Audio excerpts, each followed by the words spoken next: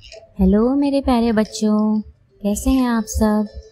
I hope कि आप लोग सब अपने घरों के अंदर हैं, बाहर खेलने के लिए नहीं जा रहे हैं और जो भी कर रहे हैं सेफली घर के अंदर कर रहे हैं। ओके, तो आज ना मैं आपके लिए तेनालीराम की कहानी लेकर आई हूँ। तो आज की जो कहानी का नाम है वो है विजयनगर में तेनालीराम का प्रवेश। तो तेनालीराम जब गांव में रहते थे उस समय की बात है। एक बार तेनालीराम को लगा, यहाँ गांव में तो मेरी बुद्धि की क्या कद्र होने वाली है, किसी तरह विजयनगर के दरबार में पहुंच सकूं तो कितना अच्छा हो। तभी उनके कानों में भनक पड़ी, आज विजयनगर के राजपुरोहित गांव के मंदिर में पूजा करने के लिए आए हैं। तेनालीराम तुरंत चल पड़े। उन्होंने राजपुरोहित को अपना परिचय दिया और फिर कहा, आप मुझे अपनी सेवा का अवसर दीजिए। फिर धीरे से तेनालीराम ने अपनी इच्छा व्यक्त की, क्या आप किसी तरह मुझे विजयनगर के दरबार में प्रवेश करा देंगे। राजपुरोहित ने कहा, तुम विजयनगर तो आ जाओ, फिर दरबार में प्रवेश के बारे में सोचेंगे। तेनालीराम एक दिन विजयनगर पहुंच गए। वे विजयनगर का वैभव देखते ही रह गए। दूर से राजपुरोहित का महल देखकर तेनालीराम की आंखें खुली रह गई।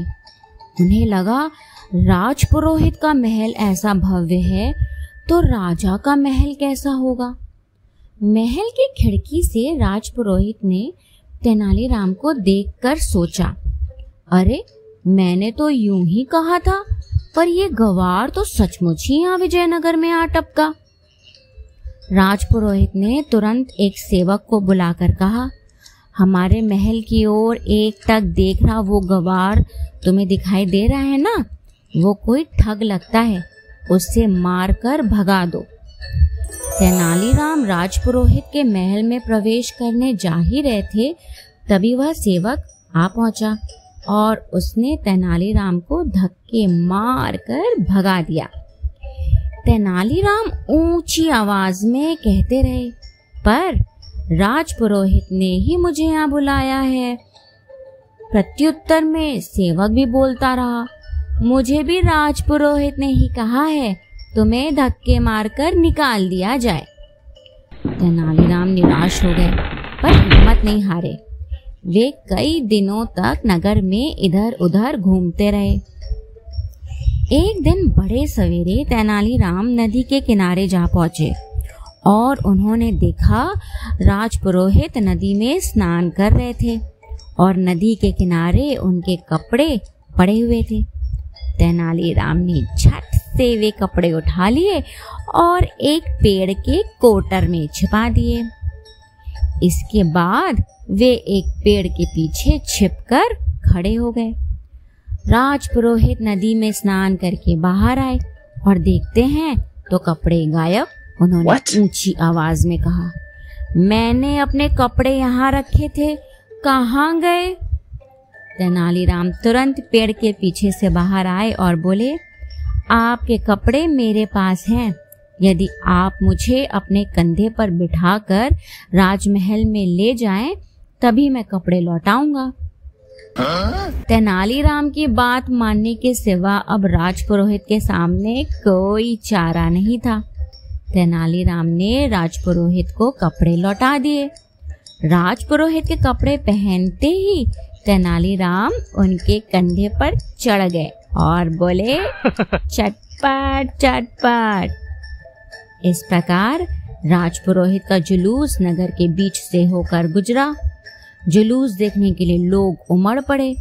अंत में राजपुरोहित राजमहल के पास आ पहुंचे।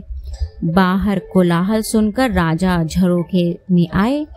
उन्होंने दूर से देखा, अरे ये क्या, राजपुरोहित के कंधे पर ये कौन बैठा है।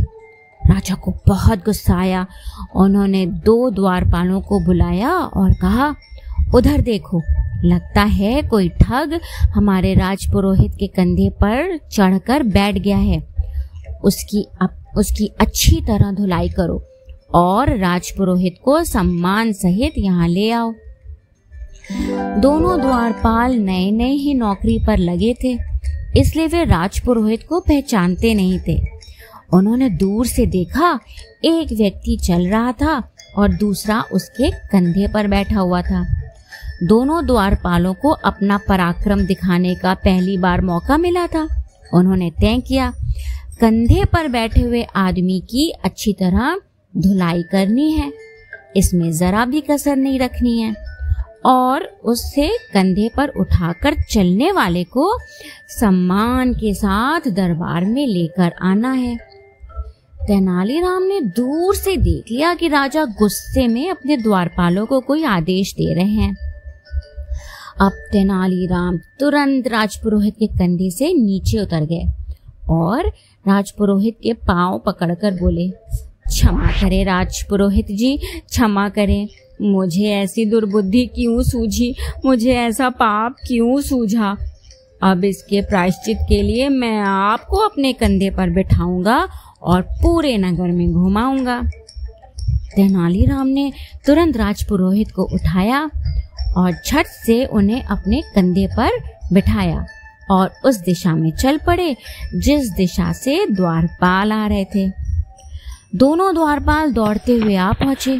उन्होंने तेनालीराम के कंधे पर बैठे हुए राजपुरोहित को नीचे उतारा और उनकी खूब धुलाई की।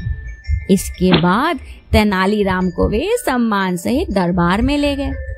तेनालीराम ने सोचा, चलो राज दरबार में तो आ गए। अब राजपुरोहित के बदले तेनालीराम को देखकर राजा को पहले तो आश्चर्य हुआ, फिर उन्होंने सोचा, यह ठग बहुत चतुर लगता है, मुझे इसे कड़ी सजा देनी चाहिए। राजा ने गुस्से से पूछा, कौन हो तुम? राजपुरोहित के बदले तुम यहाँ कैसे? तेनालीराम ने हाथ जोड़कर कहा, महाराज, मैं तेनाली गांव का रामन हूँ। इसके बाद तेनालीराम ने राज दरबार में आने की अपनी इच्छा से लेकर द्वारपालों द्वारा राज दरबार में ले आने तक की पूरी घटना राजा को कह सुनाई। फिर तेनालीराम ने हाथ जोड़कर राजा से कहा, महाराज, मैंने आपको सब कुछ सच सच बता दिया। अब आप मुझे जो भी सजा देंगे उसे भुगतने के लिए मैं तैयार हूँ। राजा तेनालीराम की बुद्धि, विनम्रता और निर्भीकता जैसे गुणों से बहुत प्रभावित हुए।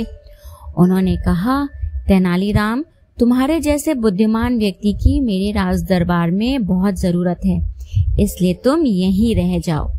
तेनालीराम ने हाथ जोड़कर राजा से कहा, मैं धन्य हुआ महाराज। इसके बाद राजा ने तेनालीराम को रहने के लिए एक सुंदर घर दिया और राज दरबार में सम्मानजनक स्थान दिया। तब से तेनालीराम राज्य के सुख दुख में चतुराई वाले अनेक कार्य करते रहे और राज्य की ख्याति चारों ओर फैलाते रहे। और वो सारे कारनामे उनके हम लोग धीरे धीरे एक एक करके सुनेंगे और मजे लेंगे।